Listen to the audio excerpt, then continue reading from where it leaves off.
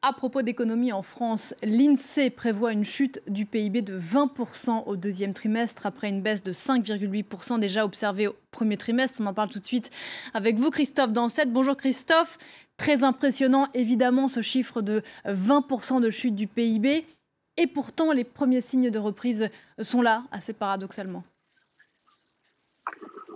Oui, les Français consomment légèrement plus depuis le 11 mai et le début du déconfinement. Ça paraît finalement assez logique puisqu'ils peuvent retourner dans les magasins. Alors selon l'INSEE, l'économie française tourne actuellement au 4/5e de son niveau d'avant-crise contre les 2 tiers pendant le confinement. Alors cette reprise, elle est réelle, mais elle est progressive, je précise ce matin Bruno Le Maire. 4/5e d'activité, cela signifie tout de même que l'économie française ralentit toujours de 20% par rapport au début de l'année et il faudra s'attendre à une récession qui sera qui sera dégradée pour l'ensemble de l'année, prévient le ministre de l'économie, bien au-delà des 8% prévus jusqu'à présent par le gouvernement. La raison, finalement, elle est assez évidente. D'abord, les Français restent prudents. Il y a tous ces gestes barrières, ces files d'attente devant les magasins qui ralentissent la consommation, mais surtout, un certain nombre d'activités restent toujours fermées. Les plus emblématiques, ce sont évidemment